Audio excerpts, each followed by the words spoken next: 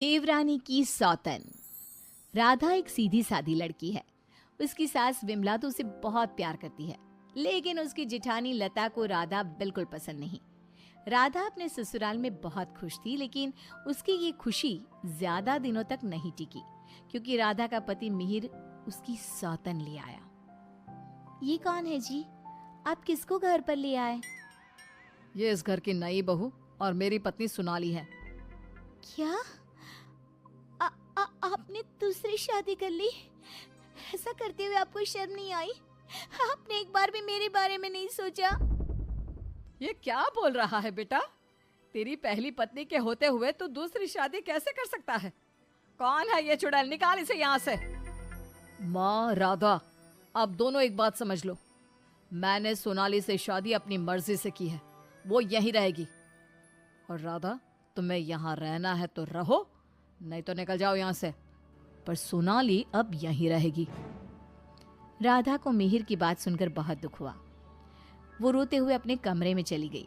तभी मिहिर सोनाली को उसी कमरे में लाता है और राधा से कहता है, राधा, तुम गेस्ट रूम में शिफ्ट हो जाओ।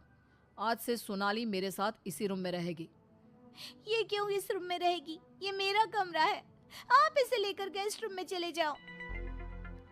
ओह डार्लिंग, इस गवार को तुमने सर पर चढ़ा रखा है।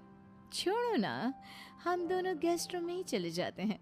वैसे भी इस रूम का इंटीरियर डिजाइन मुझे खास पसंद नहीं आया। ओके डार्लिंग, जैसा तुम कहो। मिहिर उसे लेकर चला जाता है और राधा कमरे में बैठकर बहुत रोती है।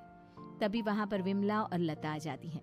विमला राधा को समझाती है, लेकिन लता अपनी देवरानी के जख्मों पर नमक छिड़कते हुए कहती है, राधा, जरूर तुम में ही कोई कमी होगी जो तुम्हारा पति तुम्हारे हाथ से निकल गया और तुम्हारी सौतन ले आया। मेरे पति तो बिल्कुल वैसे नहीं है। वो किसी दूसरी औरत को आंख उठाकर देखते तक नहीं है। हाँ, मेरी ही कमी है कि मैंने उन्हें भगवान की तरह पूजा, उनकी हर छोटी से छोटी बात का ख्याल रखा। मुझे नहीं पता था कि वो मेरे साथ ऐसा करेंगे। लता बहू, ये कोई समय है ऐसी बातें करने का?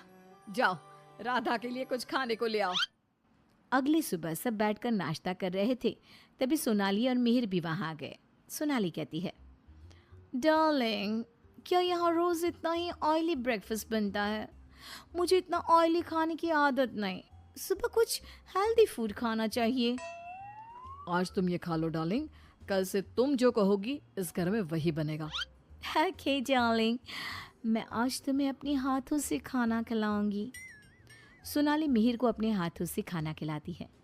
ये देखकर राधा को बहुत दुख होता है। उसके बाद मिहिर अपने ऑफिस चला जाता है। तब लता सोनाली से कहती है, सोनाली, कैसा लगा तुम्हें अपना ससुराल? अच्छा है, लेकिन यहाँ कोई भी मुझे पसंद नहीं करता। पसंद तो मुझे भी कोई नहीं करता। सब उस राधा के आगे पीछे ही घूमते हैं। चलो छोड़ो इन बातों को, आओ मैं तुम्हें घर दिखाती हूँ। लता सोनाली से बहुत बातें करती है। जब मिहिर घर पर नहीं होता तो दोनों आपस में घंटों बातें करती। लता और सोनाली की नजदीकियां देखकर विमला सोचती है, ये लता बहू हमेशा सोनाली से गुड़ पर चींटी की तरह क्यों चिपकी रहती है? राधा से तो कभी इसने ढंग से बात भी नहीं की। राधा भी तो इसकी देवरानी है और ये देवरानी से बोलती तक नहीं, लेकिन देवरानी की सौतन से चिपकी रहती है। विमला ये सब सोच ही रही होती है कि तभी वहां राधा आकर पूछती है, माँ जी, आज रात के खाने में क्या बनाऊं? अरे राधा, मुझसे क्या पूछ रही है? अपने पति से पूछ। मिहिर जी। राधा कुछ बोल पाती इससे पहले ही मिहिर बोल पड़ता है, माँ, मैं और सोनाली आज शाम मूवी देखने जाएंगे और डिनर भी बाहर करेंगे, तो आप हमारे लिए कुछ मत बनाना। ये बोलकर मिहिर वहां से चला जाता है। राधा रोते हुए अपनी सास से कहती है, देखा माँ जी आपने, आप ये मुझसे बात करना भी पसंद नहीं करते। ये मेरे साथ ऐसा बर्ताव करते हैं जैसे मैं इस घर में रहती ही नहीं हूँ। अरे ना ना बेटा, रो मत तू। उस सोनाली का जादू इसके सर से उतरेगा ना तो ये फिर से तुम्हारे पास ही आएगा। शाम को मिहिर सोनाली को आवाज देता है, सोनाली, सोनाली जल्दी बाहर आओ। इतनी देर करोगी तो मूवी शुरू भी हो जाएगी। ओहो डार्लिंग, तुम तो तैयार भी नहीं होने देते। देखो कैसी लग रही हूँ मैं? हमेशा की तरह बहुत खूबसूरत। अब चलो जल्दी करो, बहुत देर हो रही है। मिहिर सोनाली के साथ चला जाता है। ये सब देखकर राधा बहुत रोती है। इसी तरह एक दिन सभी बैठकर खाना खा रहे होते हैं कि तभी मिहिर सोनाली से कहता है, सोनाली, कल मैं ऑफिस नहीं जाऊंगा, कल हम शॉपिंग पर जाएंगे। ठीक है डार्लिंग। बेटा, राधा को भी शॉपिंग पर ले जा, उसके सारे कपड़े पुराने हो गए हैं और वो दिन भर घर के कामों में लगी रहती है, कहीं बाहर ही नहीं जाती। बाहर जाएगी तो उसका मन भी बहल जाएगा। क्या कह रही हो माँ? मैं राधा को लेकर बाहर जाऊंगा? कभी नहीं। सॉरी माँ, लेकिन मेरे पास टाइम नहीं है। मैं आपको रुपया दे दूंगा, आप चली जाना उसे लेकर। बेटा, तू तो राधा को बिल्कुल भूल गया है, मगर ये याद रख, वो आज भी तेरी पत्नी है और इसी घर में रहती है। हाँ तो वो क्यों रह रही है इस घर में? चली क्यों नहीं जाती? राधा, अगर तुम चाहो तो मैं तुम्हें तलाक दे सकता हूँ। तुम ठीक से सोच लो और अपना फैसला मुझे बता देना। बदले में जो चाहो वो मैं तुम्हें दे सकता हूँ। मिहिर की बात सुनकर राधा के ऊपर मानो बिजली सी गिर गई। इसी तरह कुछ दिन बीत गए। राधा अब बहुत दुखी और चुप चुप रहने लगी। एक रात विमला किचन की तरफ पानी लेने जा रही थी, लेकिन किचन में से बातों की आवाज सुनकर वो बाहर ही रुक गई और सोचने लगी, अरे ये इतनी रात को कौन बातें कर रहा है? ये तो लता और सोनाली की आवाज लग रही है। ये दोनों इतनी रात को क्या बात कर रही है? ध्यान से सुनती हूँ तब पता चलेगा। वो दोनों की बात ध्यान से सुनती है।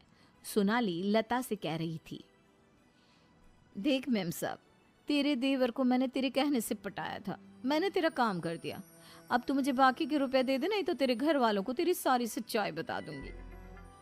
अरे तू ज्यादा चालाक मत बन, मैं तुझे पहले भी कई सारे रुपए दे चुकी हूँ, अब और रुपया नहीं दे सकती। तू जैसी लड़की को इतना अच्छा घर दे दिया, इतना अच्छा पति दे दिया, और क्या चाहिए तुझे?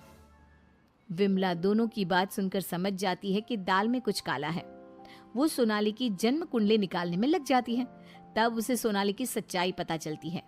एक दिन विमला सारे घर वालों को बुलाती है और कहती है, मेहर, तुमने सोनाली से शादी कर ली है, ये बात हमारे रिश्तेदारों को भी तो पता चलनी चाहिए ना। मैं तुम दोनों की शादी की खुशी में एक छोटा सा प्रोग्राम करना चाहती हूँ, जिसमें मैं सारे रिश्तेदारों को बुलाऊंगी। सोनाली, तुम भी अपने रिश्तेदारों का नाम और पता बता दो, मैं खुद उन्हें निमंत्रण भेजूंगी। ये सुनकर सोनाली घबरा जाती है। तभी मिहिर कहता है, माँ, सोनाली का कोई रिश्तेदार यहाँ नहीं रहता, वो सब अमेरिका में रहता है। सोनाली खुद अमेरिका से आई है, इसलिए आप बस हमारे रिश्तेदारों को ही इनवाइट कर दीजिए। मिहिर, तुम बहुत भोले हो, तभी तो इस 420 सोनाली ने तुम्हें आसानी से बेवकूफ बना दिया। यह कोई अमेरिका से नहीं आई, ये जेल से आई है, और इसके घर वाले भी एक नंबर के चोर हैं। ये और इसके घर वाले लोगों को बेवकूफ बनाकर घर लूट कर ले जाते हैं, और इसको तुम्हारी जिंदगी में लाने वाली है लता। लता, अब तुम बताओ, क्यों किया तुमने ऐसा? हाँ, मैंने ही सोनाली को रुपया दिए थे कि वो मिहिर को अपने प्यार के जाल में फंसा ले और मेरी देवरानी की सौतन बनकर इस घर में आ जाए। लेकिन भाभी, आपने ऐसा क्यों किया? क्योंकि मैं जलती थी तुमसे।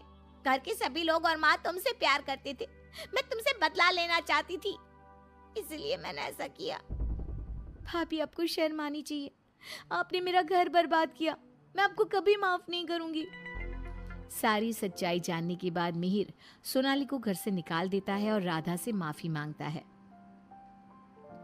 राधा, मुझे माफ कर दो, मैंने तुम्हारे साथ ठीक नहीं किया। मिहिर, मैं तुम्हें माफ नहीं कर सकती और ना ही तुम्हारे साथ रह सकती हूँ। मैं जा रही हूँ ये घर छोड़कर। लेकिन राधा, इसमें मेरी क्या गलती? ये सब तो भाभी ने किया है ना, मैं तो बेकसूर हूँ। अगर सोनाली सच में अच्छी लड़की होती तो क्या तुम उसे छोड़ते? कभी नहीं।